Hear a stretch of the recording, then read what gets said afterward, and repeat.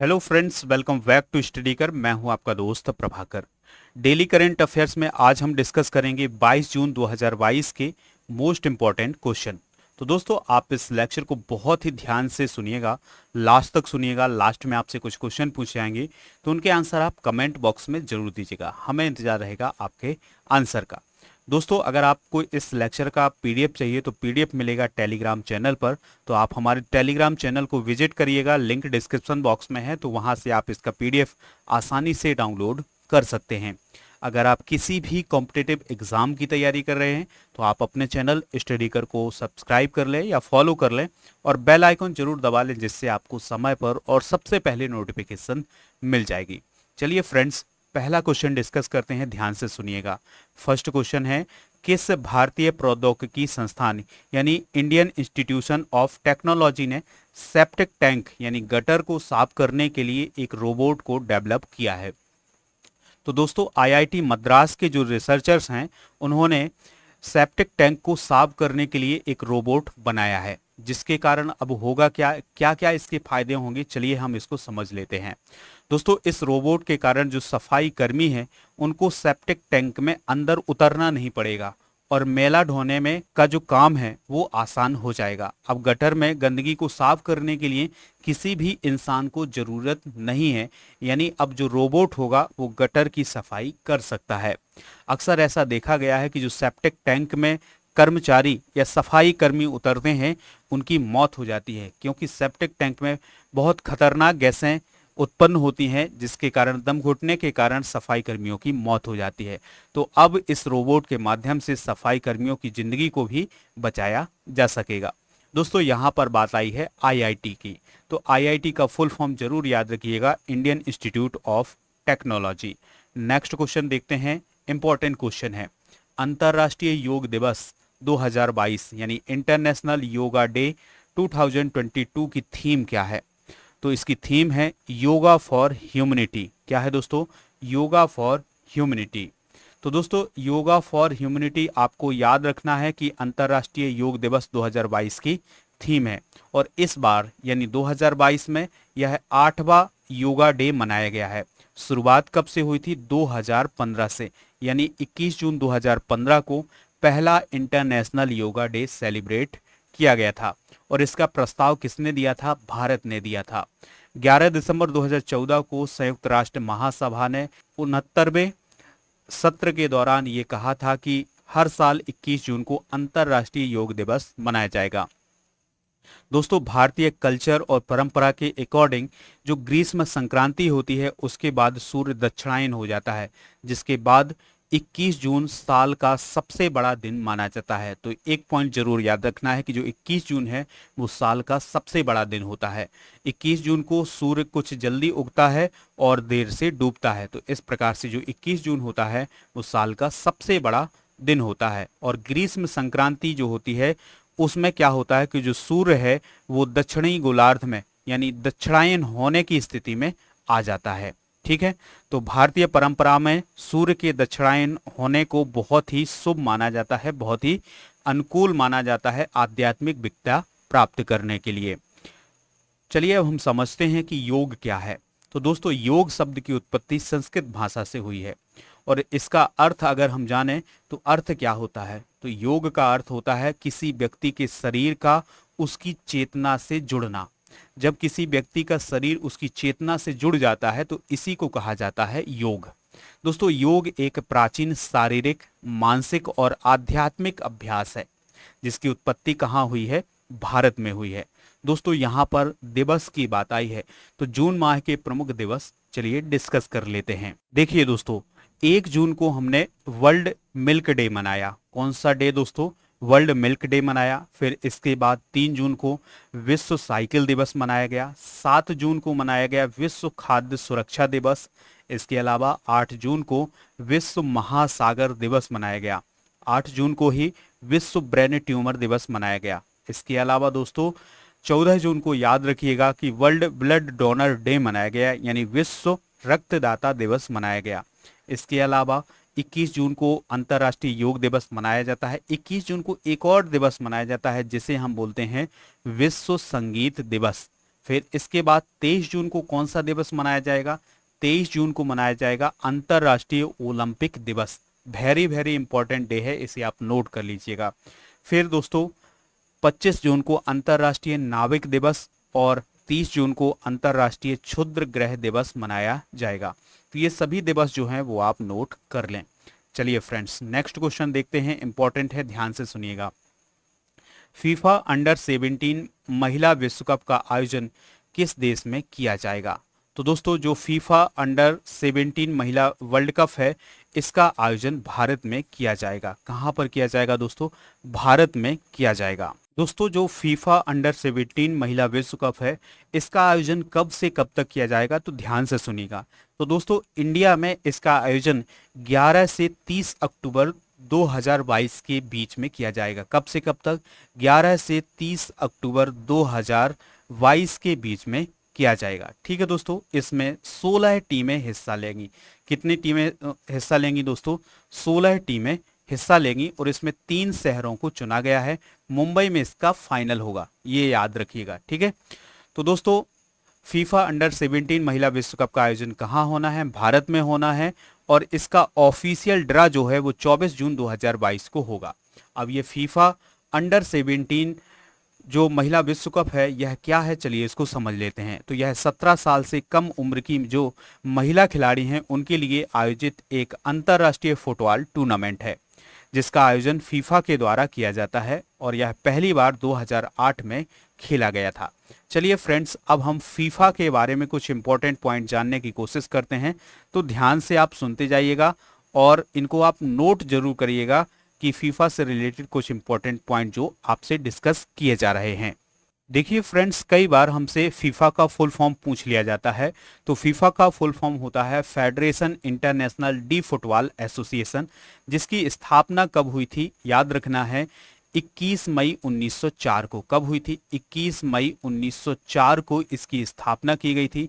और कहाँ की गई थी इसकी स्थापना? तो जो फ्रांस की राजधानी है पेरिस, तो फ्रांस की राजधानी पेरिस में इसकी स्थापना की गई थी।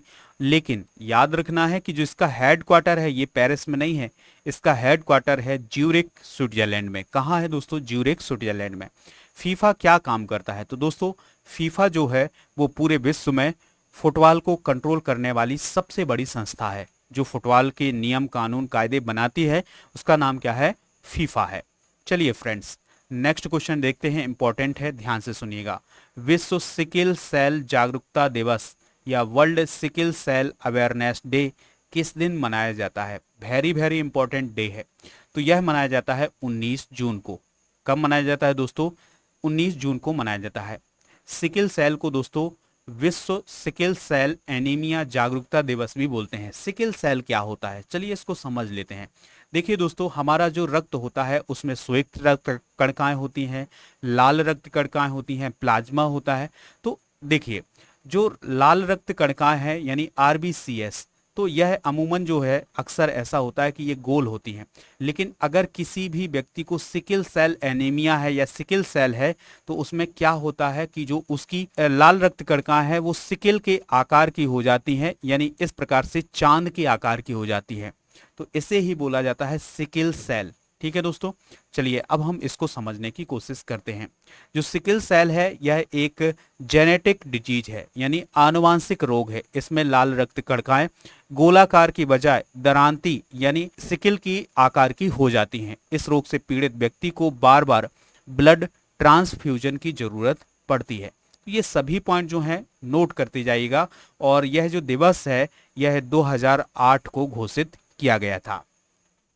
अगला प्रश्न है, हाल ही में सरकार के द्वारा कितने उच्च न्यायालयों के मुख्य न्यायाधीशों की नियुक्ति की गई है? तो दोस्तों हाल ही में गवर्नमेंट के द्वारा 5 उच्च न्यायालयों के मुख्य न्यायाधीशों की नियुक्ति की गई है। तो जो कानून और न्याय मंत्रालय है तो उसने उत्तराखंड, तेलंगाना, हिमाचल प्रदेश, राजस्थान और गुवाहाटी उच्च न्यायालय के जो मुख्य न्यायाधीश हैं उनकी नियुक्ति की है।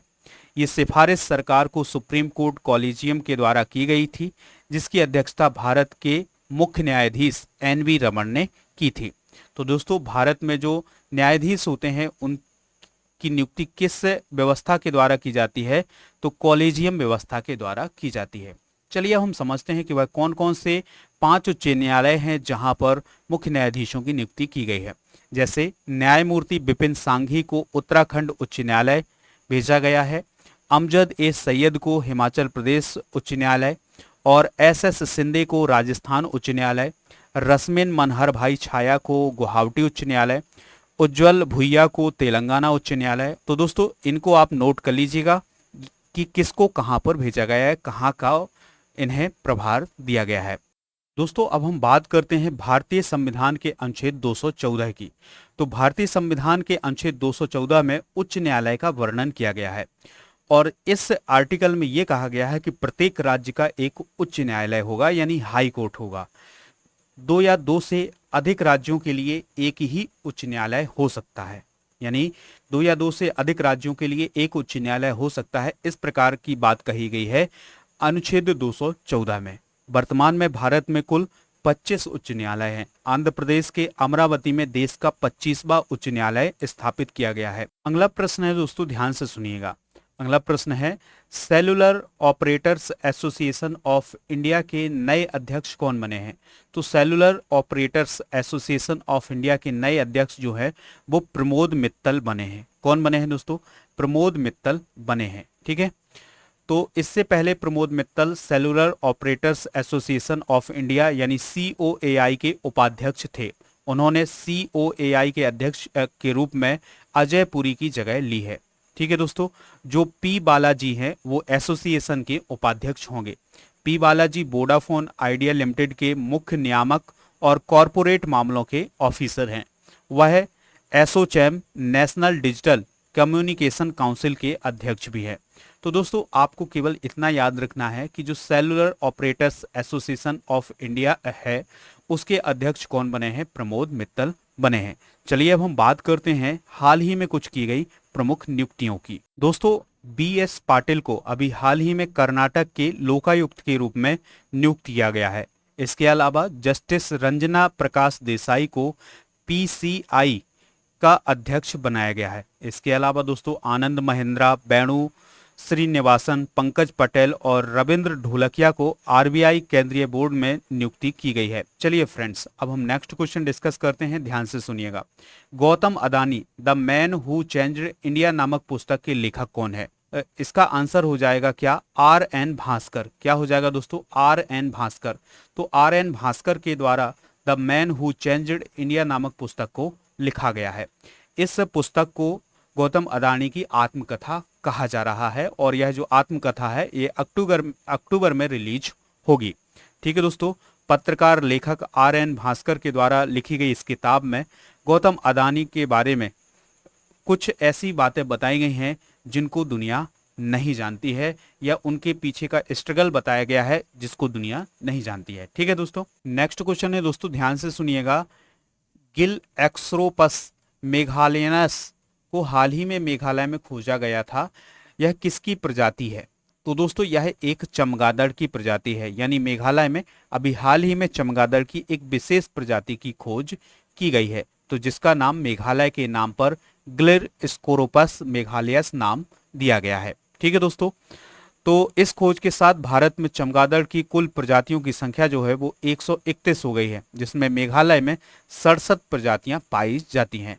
ठीक है दोस्तों, मेघालय एक ऐसा स्टेट है जहां पर जो चमगादड़ है उसकी बहुत सारी प्रजातियां पाई जाती हैं। मेघालय की बात आई है तो मेघालय से रिलेटेड कुछ इंपॉर्टेंट पॉइंट डिस्कस करते हैं। तो दोस्तों मेघालय जो है वो भारत का पूर्वोत्तर स्टेट है।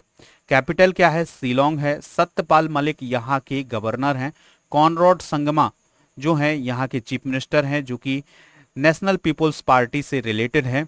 और लेजिस्लेटर यानी विधानसभा में 60 सीटें हैं, राज्यसभा में 1 सीट है, लोकसभा में 2 सीटें हैं। तो ये कुछ इंपॉर्टेंट पॉइंट हैं, इनको आप नोट कर लीजिएगा। ठीक है दोस्तों, अब आज के क्वेश्चन आपके साथ डिस्कस करते हैं जिनके जवाब आपको कमेंट बॉक्स में देना है। तो फर्स्ट क्वेश्चन है मेघालय के गवर्नर कौन है? दूसरा क्वेश्चन है भारतीय संविधान के किस अनुच्छेद में उच्च न्यायालय का वर्णन किया गया है? और थर्ड क्वेश्चन है फीबा अंडर 17 महिला विश्व कप पहली बार कब आयोजित किया गया था? तो इन तीनों प्रश्नों के आंसर आप कमेंट बॉक्स में जरूर दीजिएगा। आपके लिए एक इंपॉर्टेंट सूचना है, चलिए इसको आप ध्यान से सुनिएगा। आप हमें खबरी ऐप पर फॉलो कर लें और दोस्तों खबरी ऐप पर रोज शाम 7 बजे आपको जीरो टू हीरो सीरीज चल रही है, उसके तहत फ्री क्लास ली जाती है, वो भी लाइव। यानी आप खबरी पर हमसे लाइव जुड़ सकते हैं रोज शाम 7 बजे। तो यह हमारी लूसेंट सीरीज है या जीरो टू हीरो सीरीज है। तो आप हमसे खबरी पर रोज शाम 7 बजे लाइव जरूर जुड़िएगा, जिसमें आप क्रिएटर से सीधे बात कर सकते हैं। तो दोस्तों, अगर आपको लेक्चर पसंद आया हो तो आप इसे लाइक करें और शेयर कर दें सभी दोस्तों को सभी सोशल मीडिया प्लेटफॉर्म पर। जय हिंद, वंदे मातरम।